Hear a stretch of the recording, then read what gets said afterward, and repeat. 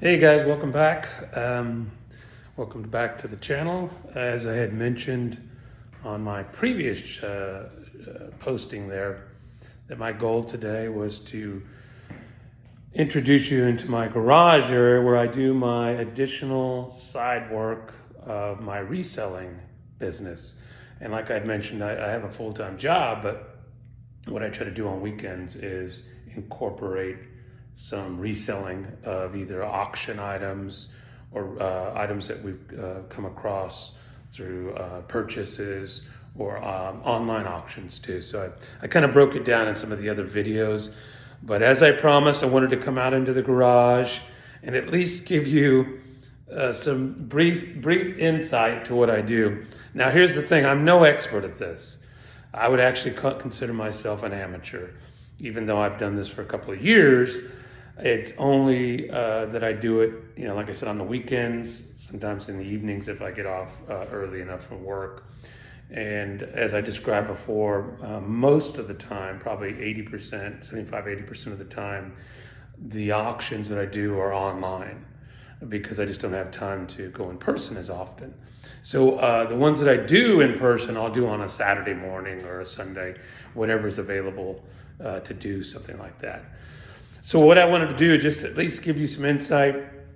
Most of the time, if I have something that's resellable or it's got value to it and it works and it's clean and it's something that could be desirable to somebody, I'll either put it online with either eBay, Mercari, sometime on Facebook. What's the other one I use? OfferUp. Occasionally Craigslist. Not too much, just very occasionally there.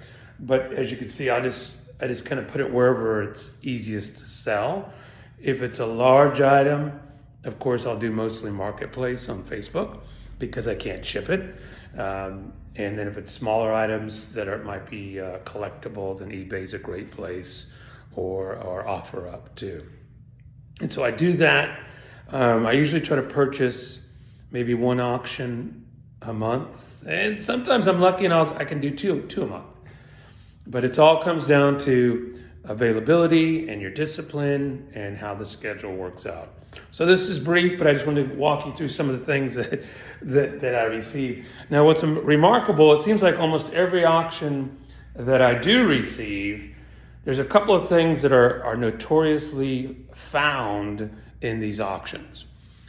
One of them is empty boxes from cell phones.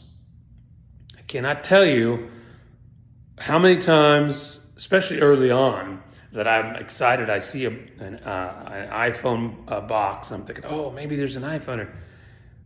100% of the time, there is no phone in any of the boxes. 100% of the time, I can tell you. Even if it's an Android, even if it's anything. Now, there are phones. You will find the phones, but they're not in the box. It'll just be loose. And most of the time they're either cracked, damaged, or outdated. So you don't find a lot of newer phones. So that's a common thing. The other common thing that you find a lot of is phone cords. Phone cords and adapters. I mean, I won't show you all the boring things, but let me just give you an example. If I can pull this over here, I'll give you a showing here. There's never a shortage of cords or wires. There's always some type of wires available. And I've got cases of these like this. Sorry about the bad filming. As you know, I'm an amateur at this. And there's another one. It never ends. There's constantly new cords. And you can see, I mean, it never ends, and you can't really do much with them. Now, occasionally you can sell some of them as a bundle, or sell if you have some specific ones that are highly desirable or hard to find. I don't know. You can sell them occasionally, but most of the time, what I try to do is just bundle them. And speaking of bundles, let me show you another thing that you find a lot of. As I shuffle through all this, is another thing is phone covers. You would not believe how many phone covers you find. Now this is just one container, but I have like 3 or 4 of these. Once again, it's just one of those common things that you find, and they're not really desirable or resellable, because most of the time when you find these things, they are because they're older and they've taken them off and put them in their in their boxes, and they're storing them. I don't know why they want to store them, but they do. They store them. So those are some of the most common things that I would say you find is phones, empty phone boxes, and phone cords. It doesn't matter what kind of unit you find. If you find one that was old from maybe an older person's, if you got some old furniture and things, you'll still find phone cords. So that's a huge routine. That's what you'll find routinely. And then you'll find some electronics. This is one of my bins here. You find different electronics, old radios. Now, all this stuff here are things that just haven't been selling real quickly, and things that you just kind of hang on to. And as they're posted, some of them will sell, some of them won't. I think I described on the last video also that you find some really great collectibles too when it comes to things like coins, basketball jerseys. I found a couple of times some vintage Nike tennis shoes. Some of them have sold for great, big money on eBay. I put them on auction. So you do come across those too occasionally, and unexpectedly too. I can tell you one of my auctions, it was odd because the auction, it just showed, it was an online auction, and it showed 5 dark, the dark green, the trash bags that you can't see through. There was 5 of them on the ground. Of course, this is just photos. This was one that I was looking at online. 5 bags. It had 2 car speakers, and then it had one of those giant speakers that you put behind the seat, like a woofer, I guess you call it, or a bass speaker. And so nobody was bidding on it because it was just trash bags and some old speakers. So I bid. I think I ended up paying like $20 for the auction. And the main reason I had selected it was because it was very close to the office that I work out of, so it was very convenient to go pick it up after work.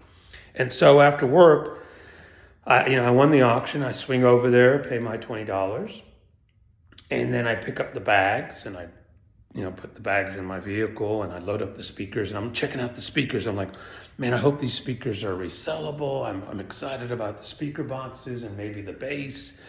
But then I get into my vehicle, I'm driving off, and one of the bags is on my front seat, and it falls.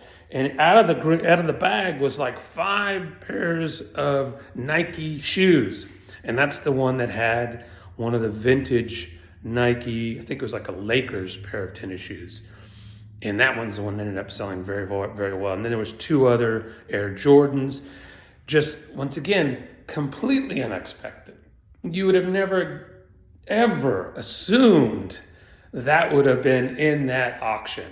And I ended up doing quite well. It was exciting to win it, and then exciting to be able to resell it for some great value.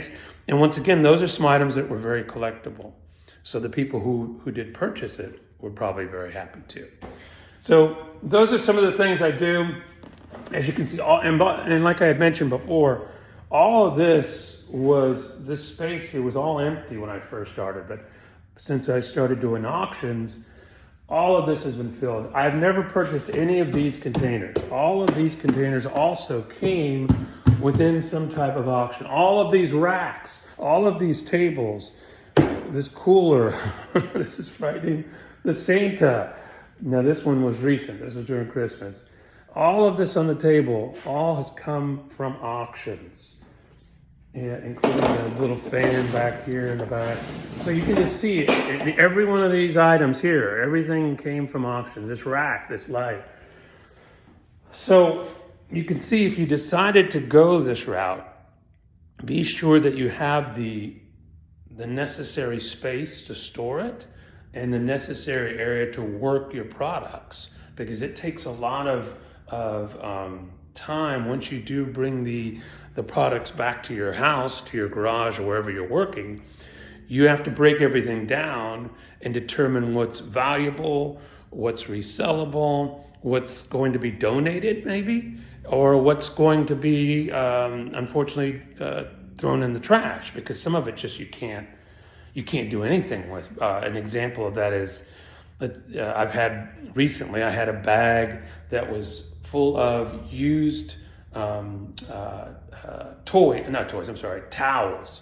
Used towels, like washcloth towels, and they were all stained and old. Now you could probably use them for a vehicle or something, but there was a lot of stains. Even if you tried to wash them, they were destroyed and ripped. So you couldn't sell it. You can't donate it. You can only throw it away. And you're going to find that sometimes with old clothing, old sheets that are just not valuable to anybody, and you can't donate them because that would be considered, disrespectful to donate some of those things. So we have to discard it. So when you process all that, you have to have a space to work it, a table to put everything, things to go through, and then also as you do it, you're gonna have a space so that you can eliminate the trash. So you can have an area to put that as you go through it, and then boxes. So some people do it in their home. They do it in their extra bedroom or something. Just showing you what I've experienced, what you can maybe pick up from and maybe learn, things before you get started, get some ideas. So right now it just looks like I need to do a lot of purging. Some of these things are actually listed online that are for sale. This is on sale. There's something in here for sale. And so you have to have a little space to store those items too while they're listed. Believe it or not, the Santa is on Facebook Marketplace. We've had quite a few people asking this. This Santa is a singing Santa, just so you guys know. Let me see if I can plug it in for you. See if it works. Hang on a second. Give me a moment. And see if I can get it to turn on. Oh boy. Merry Christmas. Okay, that's a little creepy. But I wanted to show you. It does work. Hit me up if you're interested in it. But that's one of the bizarre things. And like I said, that was one of my last auctions I got. And he was hidden behind some boxes. I didn't even know that he was in there. So quite interesting, I would say, to share that with you. But there you go. That was it. That's what I had promised. I had promised myself I would get back out here to at least give you an introduction to this side of it.